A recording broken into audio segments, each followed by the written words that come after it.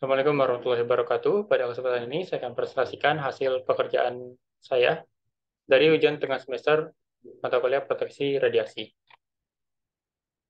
Berikut adalah soalnya. Soal yang pertama, terdapat sumber kobalt, kemudian di dalam suatu box penyimpanan di suatu ruangan, kemudian ada seseorang yang duduk di ruangan yang lain. Yang jadi pertanyaan, apakah orang tersebut aman? Kemudian jika tidak aman, apakah perlu ditingkatkan perisai atau dinding yang membatasi antara uh, orang tersebut dengan sumber?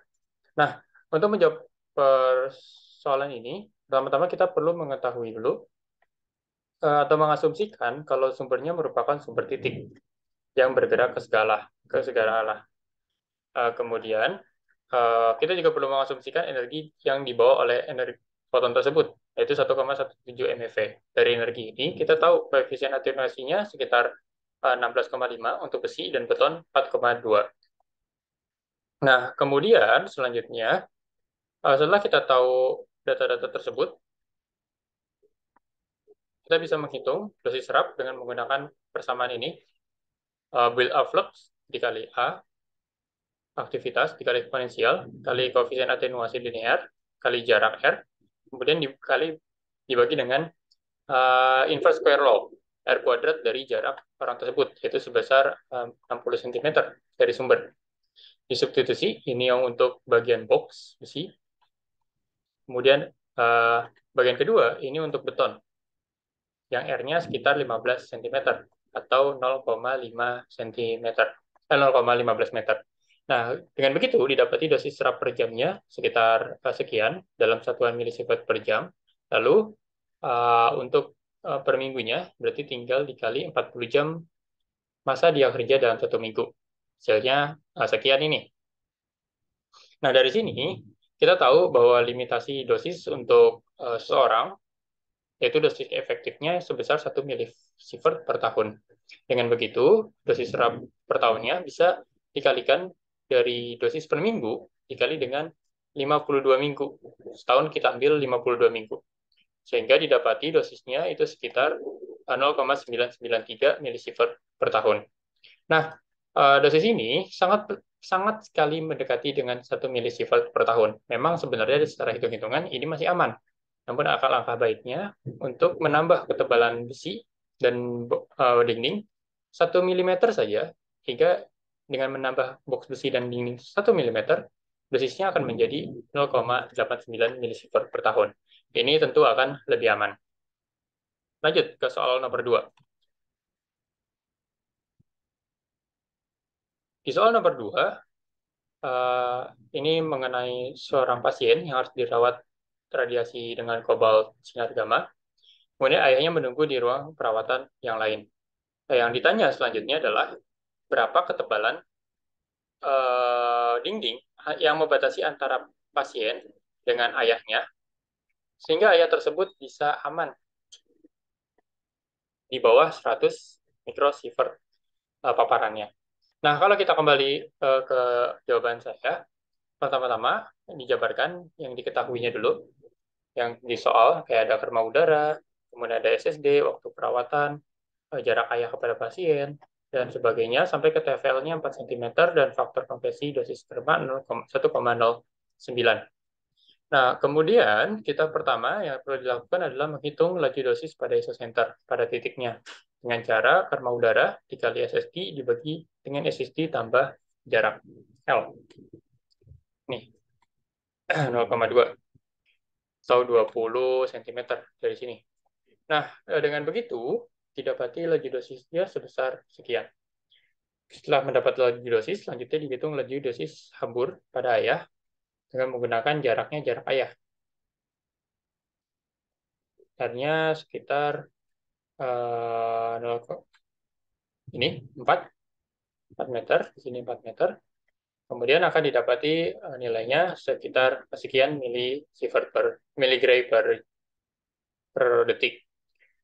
Kemudian dihitung laju dosisnya, laju dosis kebocoran, di mana nilainya adalah 0,1% dari kerma sekundernya, kerma hamburan, sehingga didapat nilai sekian.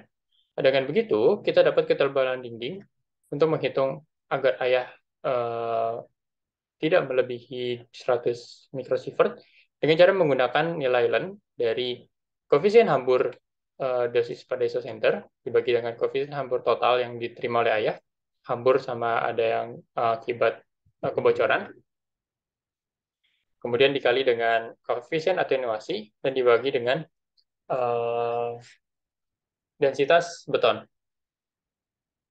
Dengan begitu, kita didapati Ln itu akan sebesar T, maksudnya ketebalan, akan sebesar 4 mm. Sehingga agar ayah tidak menerima lebih dari 100 milisievert, akan dianjurkan untuk ketebalan dindingnya sebesar 4 mm. Seperti itu. Lanjut ke soal nomor 3. Soal nomor 3 ada eh, suatu skema di mana rumah sakit ini mengupgrade dari kobalt dari sumber kobalt menjadi linek. Dengan titik A, ruang kontrol berjarak 5,5 meter, titik B berjarak 5 meter. Kemudian ada data-data laju hampur 0,1% dari primer, radiasinya tersebar 0,03%, dan sebagainya mengikuti protokol ICRP 33. Nah, untuk menghitung laju titik di A, pertama kita berfokus di A, menggunakan kermaan laju dosis A, yaitu laju dosis pada isosenter, pada pusatnya, dikali dengan jarak isosenter ke A, kemudian jarak ke pasien. Jadi 5,5 kali 100, kemudian dikuadratkan. Nah, di sini hasilnya masih dalam per menit. Kemudian kalau dalam per jam, hasilnya akan 121 gray per jam. Dihitung pada yang B dengan menggunakan cara yang sama, tapi nilai jaraknya yang berbeda. Ini 2, ini 5, sorry, 5 meter. Kemudian jarak pasiennya juga 1. Hasilnya adalah 100 gray per jam. 100 gray per jam. Nah, setelah kita dapat KA dan KB, kemudian dihitung ketebalan dinding yang perlu. Ini TVL. Nah, untuk itu kita pakai LEN 2, 0,693 dikali laju dosis kali jarak, kemudian dibagi dengan densitas beton yang diasumsikan sebesar 2,3 gram per cm kubik, dan dibagi dengan koefisien atoniasi linearnya pada energi 6 megavolt sebesar 0,067 cm kuadrat per gram. Begitu dihitung ketebalan dinding A dengan data-data yang sudah diketahui, maka perlu ditambahkan sebesar 1,8 meter. Sedangkan yang LB perlu ditambahkan sebesar 1,5 meter. Ini secara posisi, emang titik A adalah titik yang berhadapan langsung dengan sumber paparan, sedangkan B itu di sampingnya. Maka tentu A akan uh, memiliki kebutuhan untuk penambahan dinding yang lebih tebal dibanding yang B. Seperti itu. Lanjut ke soal nomor 4. Soal nomor 4, di sini ada sumber garis, yaitu sensium 137, dengan panjang 45 mm, dan ditutupi oleh kapsul dengan tebal 0,65 mm pp. Aktivitasnya sebesar 57,5 Gb, kemudian dosis serapnya sebesar 2 Gray. Yang ditanya berapa yang dibutuhkan agar tipe ini mendapat dosis serap sebesar 2 Gray. Dihitung menggunakan NCRP 40, dose rate merupakan gamma dikali TC per H, kemudian versi arkes tangan, atau untuk mencari nilai sudut dari TL. Ini misalkan TL, kemudian yang ini adalah TR, seperti itu. Maka hanya 20, TL-nya pembagian antara 45 ini kita bagi 2, jadi 22,5 kali 22,5. Kemudian T ini di NCRP 40 dalam sumber sensium itu 3,26. Sedangkan CL dihitung dengan aktivitas dibagi dengan panjang. Hasilnya 1,9. Untuk itu, dose rate-nya bisa dimasukkan data yang sudah diketahui dari gamanya sekian, CL-nya sekian, kemudian H atau jaraknya sekian, dan nilai arkes tangan. Dihitung, arkes tangannya menghasilkan nilai seperti itu, lalu maka dapat dose rate-nya sebesar 0,12 per 67 detik. Karena dose rate merupakan dosis setiap detik, maka untuk mencari dosis dalam waktu 2 Gray, uh, waktu dalam dosis 2 Gray, maka waktunya adalah 2 Gray dibagi dengan dose rate. Sini adalah 15,78 detik. Gitu. Lanjut ke soal nomor 5. Pada soal nomor 5, diketahui ada suatu Mana ini? Ini sumber brakiterapi. Jadi ada sumber brakiterapi yang kemudian ada dua tempat. Ini pasien yang brakiterapi, kemudian ini pasien lain. Yang ditanya berapa ketebalan dinding ini agar keduanya aman.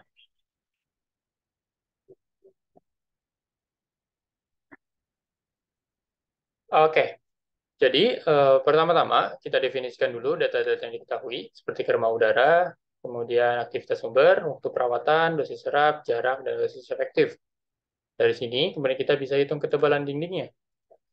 Misalkan ketebalan dindingnya bisa dihitung dengan kerma udara dikali aktivitas sumber, dikali waktu pasien, dikali dayanya, kemudian dibagi dengan inverse square law, dikali dosis efektif. Kemudian dihitung saja seperti perhitungan matematis biasa. Ini sekian.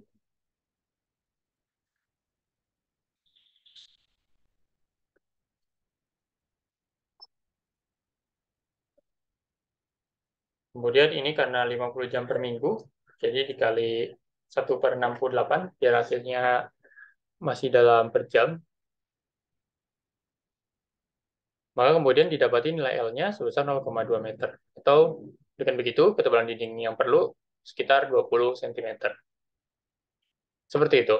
Lanjut, nomor 6. Nomor 6, terdapat beberapa makanan yang teriradiasi. Ada lobster dengan 13.000 becquerel per kilogram. Kemudian ada susu, yaitu 100 becquerel per desimeter persegi, desimeter kubik. Yang ditanya apakah lebih baik makan satu lobster tersebut atau minum susu secara rutin. Pertama-tama kita hitung aktivitas lobster, jadi 13.000 ini dikali 0,6 kilo, jadi aktivitas yang kita makan sebesar 7.800 becquerel. Lalu ini dikonversi ke dalam sievert, maka didapat dengan dikalikan 0,52, hasilnya adalah 40,6 milisievert. Disimpan dulu, lalu dihitung aktivitas kontinu pada susu, yaitu 100 becquerel per desimeter kubik, kemudian dikali dengan 0,5 desimeter kubik yang diminum, maka dapatnya adalah 50 becquerel. Dosis efektif hariannya sama dikonversi dalam sievert, lalu dikalikan faktor biologis 0,5. Hasilnya adalah 0,13 milisievert, mikrosievert. Nah, dari sini dihitung per tahunnya, maka dapatnya 57,4 milisievert per tahun. Nah, dari keduanya ini, maka didapati bahwa di sini satuannya ordo mikro, sedangkan di sini mini.